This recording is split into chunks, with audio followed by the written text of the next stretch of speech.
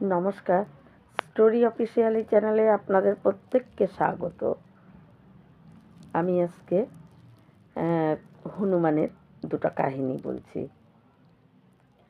যখন নাকি 14 বছর বনবাস শেষ হয়ে রাম, সীতা, লক্ষ্মণ আর হনুমান একটা পুষ্পরথে করে অযোধ্যার দিকে তারা আসছিল, কিন্তু পথে যখন নাকি পাহাড় পর্বত দেখছে, রাম তখন সীতাকে দেখাচ্ছে যে এই পাহাড়ে সুগ্রীবের সঙ্গে দেখা হয়েছিল, এই জঙ্গলে আমরা ছিলাম, এই বনে আমরা এটা করেছি, এরকম করে দেখাতে দেখাতে রাম আসছিল। আর এদিকে রাম সীতা বসেছিল পুষ্পরথে, আর লক্ষ্মণ তাদের পাশে দাঁড়িয়েছিল। হনুমান ওই পুষ্পরথেরই রাম সীতার পায়ের কাছে বসে আছে। সবাই রামের এই কথাগুলো শুনছিল, রাম সীতাকে দেখাচ্ছে। আর তারপরে হঠাৎ একটা পাহাড় আসে, তখন দেখে হনুমানের চোখে জল। হনুমানের চোখে জল দেখে রাম জিজ্ঞাসা করে, হনুমান, তোমার চোখে জল কেন? তখন হনুমান বলে, প্রভু, যদি আপনি আদেশ করেন বা তাহলেই এই পাহাড়ের সামনে একটু রথটাকে দাঁড় করাবেন। আমি অনেক দিন আমার মাকে দেখি না, আর আমার মা এই পাহাড়ের গুহাতেই থাকে, আমি একটু দেখা করে চলে আসব। তখন রাম বলে, আরে হনুমান, তুমি তোমার মার সঙ্গে একাই দেখা করবে, আমাদেরকে দেখা করাবে না? তখন হনুমান বলে, প্রভু, এ তো আমার সৌভাগ্য, আমি এত বড় কথা বলার সাহসই পাইনি, আমি এত স্পর্ধাও দেখাতে পারিনি, তাই এর থেকে আনন্দের কথা আর কি হতে পারে? বলে পুষ্পরথ ওখানে দাঁড় করায় এবং রাম, সীতা, লক্ষ্মণ, হনুমান তারা পুষ্পরথ থেকে নেমে হনুমান একটা গুহায় ঢুকে, আর রাম সীতা গুহার বাইরে দাঁড়িয়ে আছে। তখন দেখে অঞ্জনা মা, হনুমানের মা অঞ্জনা, সে শিব পূজা করছিল, কিন্তু হনুমানকে দেখে সে তো খুব আনন্দ পায় এবং হনুমান বলে যে বাইরে প্রভু দাঁড়িয়ে আছে। অঞ্জনা তাড়াতাড়ি করে বেরিয়ে এসে বলে যে আজকে আমার শিব পূজা সার্থক, আমি এতদিন ধরে শিব পূজা করেছি, যার জন্য আজকে সেই পূজা সার্থক আমার হয়েছে। বলে রাম, সীতা, লক্ষ্মণকে ভিতরে নিয়ে যায় এবং তাদেরকে বসতে দেয়, এবং ভিতরে রাম, সীতা, লক্ষ্মণ বসে আছে। এদিকে তখন হনুমান তার মার সঙ্গে বলছে, মা জানো, আমি লঙ্কা পুড়িয়ে দিয়েছি, আমি এটা করেছি, আমি গন্ধমন্দ পর্বত এনেছি, লক্ষ্মণ ভাইয়া যখন শক্তিশালী পড়েছিল আমি পাহাড় নিয়ে চলে এসেছি, আমি অশোক বাটিকায় মায়ের সঙ্গে দেখা করতে গিয়েছিলাম, আমি গিয়েছিলাম। তো হনুমান এরকম সব বলছে। তারপর অঞ্জনা, হনুমানের মা, হনুমানকে বকতে শুরু করে দেয়, আরে হনুমান, আমি ভাবতে পারিনি যে তোমার এত বল থাকতে, এত শক্তি যার, সেই প্রভুকে এত কষ্ট কি করে দিতে পারলো? বলে, কেন মা? বলে, প্রভু খালি পায়ে রাবণের সঙ্গে যুদ্ধ করেছে, কেন তুমি, তোমার কি কিছু বল কম ছিল? তুমি পারতে না রাবণকে মেরে সীতাকে তুমি ঘাড়ে বসিয়ে সীতাকে নিয়ে চলে আসতে পারতে না? তুমি সেতু বন্ধন করেছো, তাই বলছো না? সেতু বন্ধনের কি প্রয়োজন ছিল? কোনো দরকার ছিল? তুমি রাবণকে মেরে সীতাকে নিয়ে চলে আসতে তোমার ঘাড়ে বসিয়ে সীতাকে, তাহলেই তো সেতু বন্ধনের দরকার ছিল না। আর লক্ষ্মণ শক্তিশালী তুমি থাকতে কি করে পড়ে? তুমি এত প্রভুদেরকে কষ্ট দিয়েছ, আমি ভাবতে পারিনি হনুমান, তোমার এত শক্তি থাকতে প্রভুরা এত কষ্ট করেছে, আর তুমি এত কষ্ট তাদেরকে দিয়েছ। তুমি পারতে না যে ইন্দ্রজিতের মাথাটা কেটে দিতে? তুমি থাকতে, তোমার এত শক্তি থাকতে লক্ষ্মণ শক্তিশালী পড়ে? তখন হনুমানকে অঞ্জনা সমানে বকা দিয়েই যাচ্ছে। এদিকে হনুমান, লক্ষ্মণ তখন ভাবে কিছু বলার চেষ্টা করে, কিন্তু রাম লক্ষ্মণকে সঙ্গে সঙ্গে না করে যে না কিছু বলতে হবে না। আর হনুমান চুপ করে তার মার বকা সমানে শুনেই যাচ্ছে। কিন্তু একটা আদর্শ সন্তান, তার উচিত তার মা যদি তার কোনো কাজে, হয়তো তার কোনো ভুল হয়নি, কিন্তু মার চোখে তার কাজটাকে ভুল মনে হয়েছে, তাই মা তাকে বকা দিচ্ছে, তাও জেনেও মার মুখে উত্তর দেওয়া ঠিক না। যদি কোনো আদর্শ সন্তান হয়, সে তাহলে তখন কোনো কথাই বলবে না। আর হনুমান তো আদর্শ সন্তানই শুধু না, যে ভগবান রামের এত ভক্ত, আর প্রভু রাম তিনি তো তার পিতা আজ্ঞা পালন করার জন্যই তিনি এত কষ্ট করেছেন। তাই তার যে প্রভু, যে হনুমানের প্রভু রাম, তাহলে হনুমান তো একজন আদর্শ সন্তান। তাই অঞ্জনা এত বকা দিচ্ছে, কিন্তু হনুমান চুপ করে শুনছে।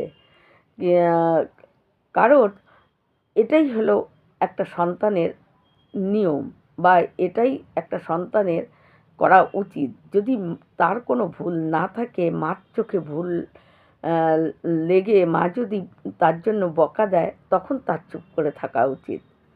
পরে হয়তো কেউ বোঝালে বা নিজে তখন আস্তে ধীরে বললে মা ঠিক বুঝে যাবে। তাই সেই সময় চুপ করে থাকাটাই দরকার। তাই হনুমান তাই করছিল। হনুমান চুপ করে বকা শুনছে, কিন্তু লক্ষণ কিছু বলতে গেলে রাম তাকে না করে। তারপর যখন অঞ্জনা মার সমস্ত বকা শেষ হয়ে যায়, তখন এবং রাম সীতা লক্ষণদেরকে হনুমানকে খেতে দেয়, খেতে টেতে দিয়ে তখন ভগবান রাম অঞ্জনা মাকে বলে, মা, হনুমানের কোনো দোষ নেই, হনুমানের কোনো দোষ নেই, যা হয়েছে সব আমার ইচ্ছায় হয়েছে, আর হনুমান যা করেছে আমারই ইচ্ছায় করেছে, তাই এখানে হনুমানের কোনো দোষ নেই। রাম যখন এই কথা বলে, তখন অঞ্জনা মা বুঝতে পারে। এবং আসলে হনুমান কেন, যেখানে সেখানে হনুমান শক্তি দেখাতে পারে না, হনুমান দেখায়নি, কারণ হনুমান নিজেকে রামের দাস মনে করে।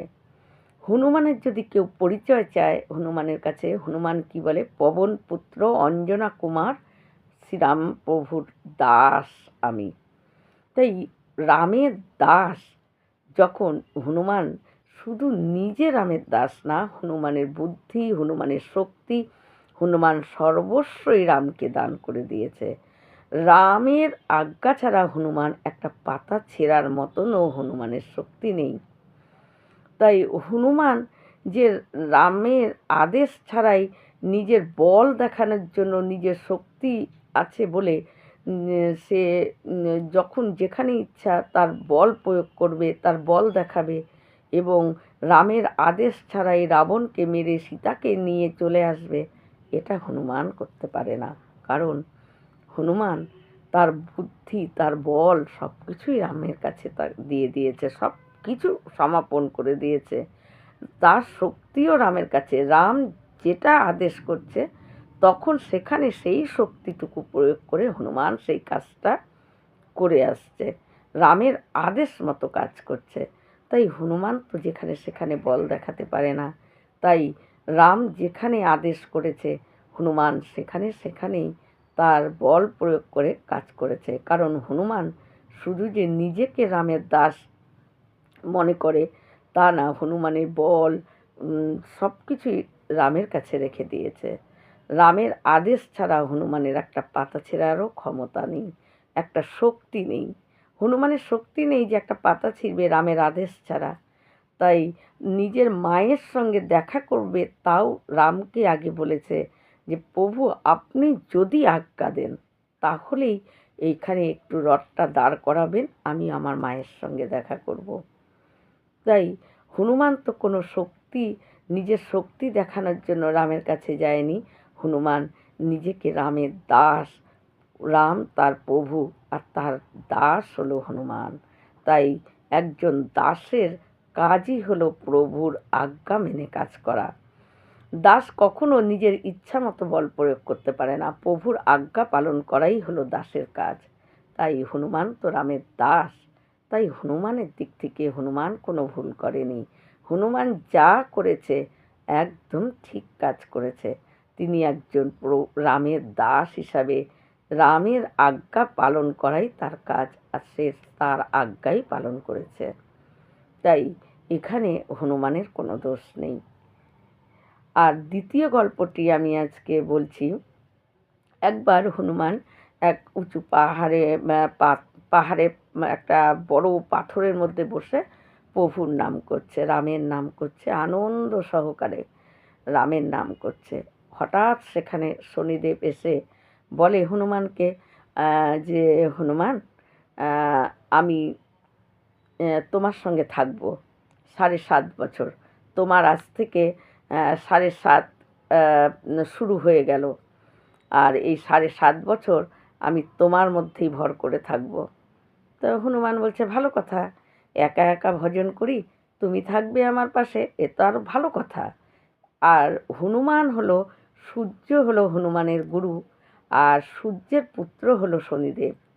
তাই গুরুর পুত্র শনিদেব, তাই হনুমান বলছে ভালোই হবে, তুমি থাকবে, এটা তো কোনো খারাপ কথা না। একা একা ভজন করি, তুমিও আমার সঙ্গে ভজন করবে।